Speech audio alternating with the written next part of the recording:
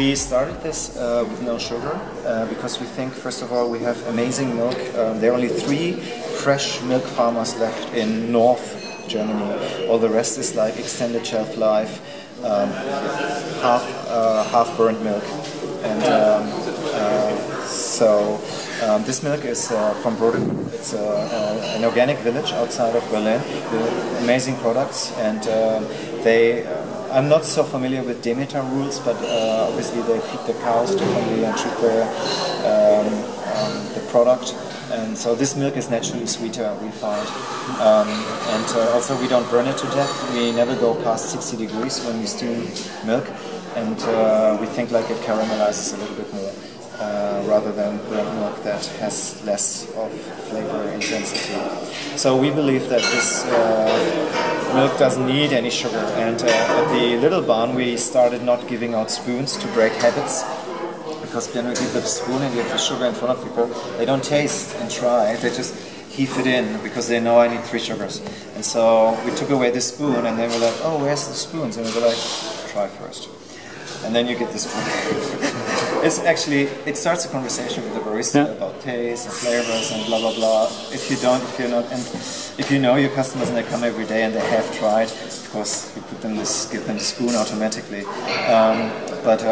Yeah, some people take less sugar and others like completely left sugar, and I think that's nice. That's possible. So in this shop we said like we have no sugar at all, and it was quite radical. I had a lot of friends that said like, look, I like your products, it's really nice, but I'm not coming back because I need sugar. Yeah, I'm addicted. And so we started putting sugar out, but we were hiding it a little bit in the corner here. And so people are looking and asking for it, and then we say, why don't you try without first? And then if they still don't like it, then they can put the sugar in it. There is an advantage when you do it differently. You get also a different public. Yeah.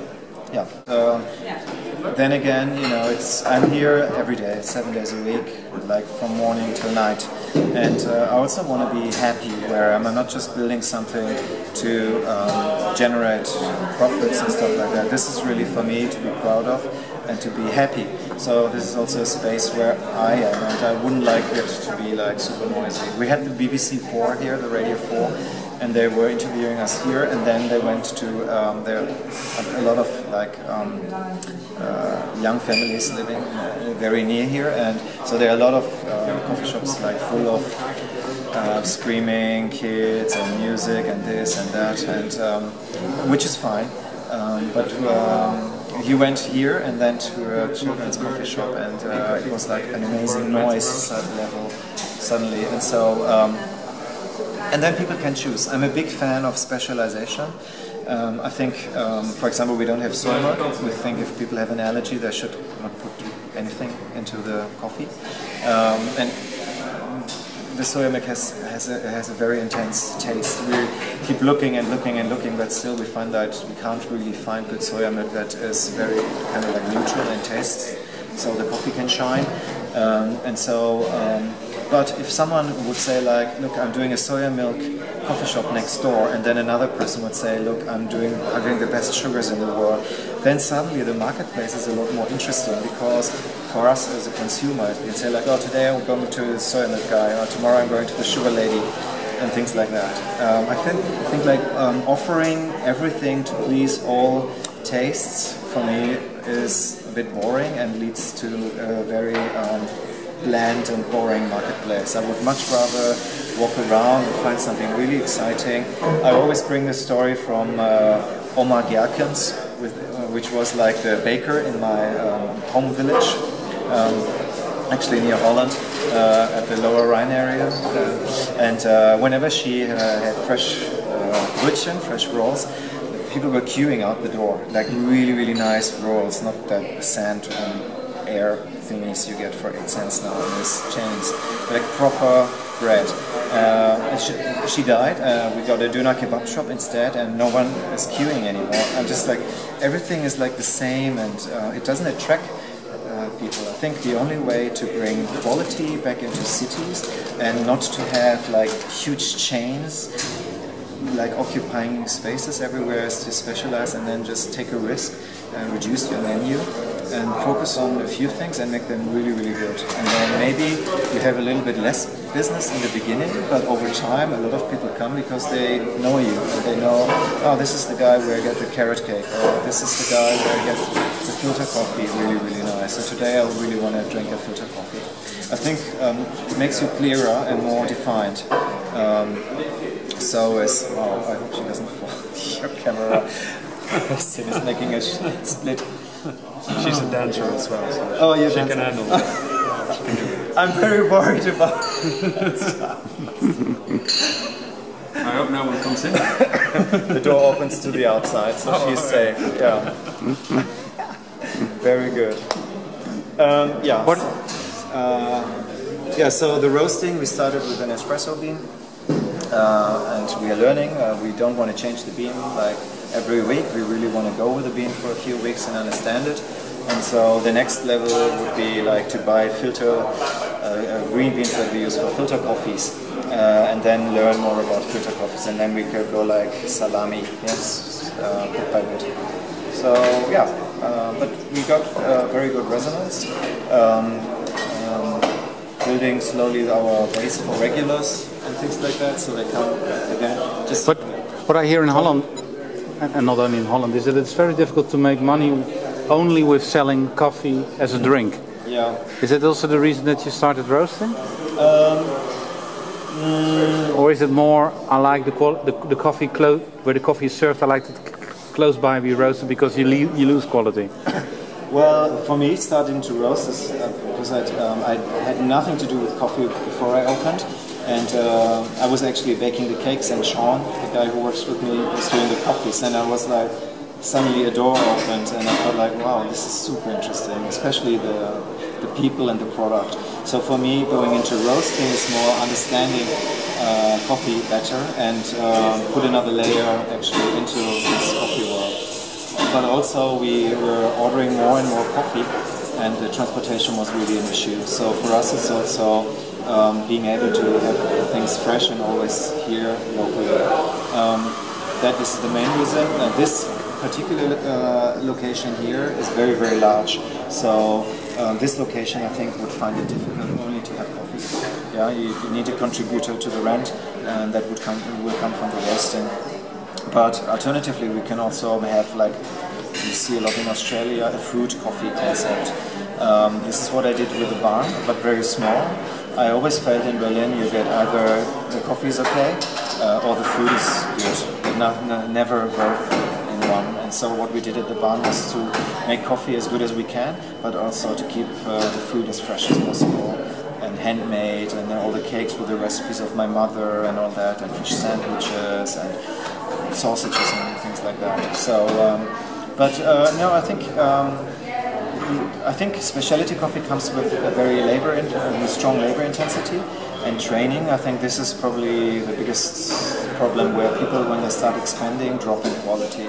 So, of course, you want to have a certain growth to justify also your organization and base costs, but at the same time, you need to make sure that the quality stays up. So, I think with us, there will be a very limited, controlled growth, and we go like step by step. We don't want to be a large chain.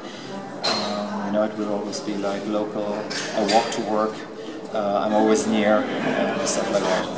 Do you in the future you will sell also your coffee to other espresso bars? We say no, I don't like the. Yeah, we do. We will do now. We are ready now. We've been practicing with this bean for 4 weeks, and we're very open-minded right now also to sell the beans wholesale. Yeah. And you don't see there's a problem that your coffee is made by others and you lose quality? Yeah, perhaps? we offer training and coaching. We don't want to leave people alone with the bean. So whenever someone is interested, we would look that they have first a strong interest in either getting better or they're already at a very high level. They need to have one key person at the shop that is like the carrier of knowledge, and we would coach that person. So I think we would never leave coffee with someone and then it's difficult. Yeah, it's difficult. That ideally, I would say like only people that are on our standard can use that coffee. But then the base is probably not large enough. So what we would do is we have a strong interest for people to get better in Berlin. So we would also work with people that are maybe not quite at a level that is maybe appropriate, but we would train them and stay with them and try to give them. We see a lot of shops that have coffee books, espresso books, and then they have a coffee where people are like, oh, why are you using a coffee? And but you can see there's an interest, and so I think there is a lot of education and coaching would help. Yeah. There's so much coffee consumed in Berlin and so much bad coffee also. But some people don't care. I mean, look at Nespresso. Yeah, I mean, it's probably one of the most expensive coffees I know. With 2 grams in a capsule, makes like 150 euros for a kilo. But with 1 capsule, you get a coffee, and it always tastes the same. I think like James Hoffman also said, like the biggest competitor for specialty coffee is convenience. Yeah, people just, like my sister for example, she always says, oh, bring me fresh coffee when you're coming. I'm going now at Christmas, I'm going home, I'll bring her a bag of nice coffee, and then I look in her cupboard and I will find something from my last visit, and I'm like, are you crazy? Where's this coffee still here? Drink it. And she was like, yeah, in the mornings I always drink Nespresso because then I have more time in the bathroom. And I'm like, are you kidding me? It takes 3 minutes to make a really, really nice coffee. And she says, yeah, I have 3 minutes more in the bathroom. So it's also, I think people have a tendency for convenience, and so you really need to hit someone's nerve and taste buds to make them do so. Have a ritual. For me, it's a ritual in the morning. I'm over my V60 and I'm breathing it in, and I'm going off Ethiopia or something in the nose, and then I let it cool for a little while. Do my things on the toilet, come back and drink the coffee. Yes, but I think again maybe some of that happens with age. At the same time, we have a lot of young coffee travelers coming to Berlin from all over the world, and that is really nice to see. That it's actually something that the quality hunt for manufactured specialities by young people. I think it's important. Like we maybe did when we were younger and we were traveling to Denmark or somewhere and we wanted to bring something back that you couldn't buy in your own country. You're like, oh, I got this shirt, it's a local brand from Copenhagen. And now we travel and it's like Zara and H&M and it's all the same. Yeah? And so I think people are going back to kind of like finding something special. And so that's what we are offering. I think it works. Yeah, the question is how the scene will develop. Will people make that extra effort? I think you always need like a strong, someone at the shop to have a strong interest. For example, there's like a bakery down the road, and the guy is like totally into baking. But the coffee is not so good. And he was asking, oh, can someone train me and blah blah blah. But you can tell that he doesn't really have an interest. He just wants to make quite a coffee at the shop, but he's not willing to do something. And so if you go in and just teach the staff and tell them to keep the machine clean and do this and that, hot water filters, adjust the grinds and that he will never keep teaching that, you know. You have it then like for a few days, and then there's a high turnover in staff, and then you're losing the focus skill set again. And so you need someone who's really driving it, and I think like all places that are good have that. So yeah, it's sometimes to the point of being obsessed with certain things, and that not everybody likes. And also here, some people didn't like to be told how to drink things. No, but taste is a very personal thing. So as you start to talk about taste with people, you are directly hitting them in their heart, and there is no border of protection. You can hit, if you say I like this and you say you don't like it and you're the expert, that is, I feel embarrassed a little bit. Yeah. No. And that's tricky. It's tricky. No, we always leave it to people. For example, when we're describing the flavors of like we are brewing this, I don't know, geisha bean from Kopi Coffee in Sweden at the moment, Monte Rosa, and it tastes like lemongrass with a bit of lavender and sometimes has a bit of bergamot and a hint of ginger actually. But if you say ginger, no one orders it. It's actually somewhere in there. But when we brew it, we explain it to people and say like, look, we're getting this and this, but it may be something completely different for you. Because you have your own sensory memory. You know, when we were eating strawberries in the field as a child, maybe you got the wrong ones, and that's for strawberry for you, and for me it's raspberry. So also we had some press people. They said like, yeah, we've tested you. They were on the phone. We've tested you, and no one liked your coffee. Can you explain to me why I should like it? And I said, I can't. If you don't like it, that's okay. You know, we only offer a very specific product. It's a niche. It's for us. It's very high quality, but it's also very light in roast. And if coffee should taste for you dark and heavy and bitter, then that's fine. But no, but they come to a car shop. They go into Ferrari and they want an MPV. Yeah. That's the thing. What happened? Yeah, and so that's a good comparison, like a car market. Yeah, we drive this car. If you like another one, it's okay. We're not forcing you to buy anything here. Just go somewhere else. It's totally fine. But it would be good to try it at least. Yeah.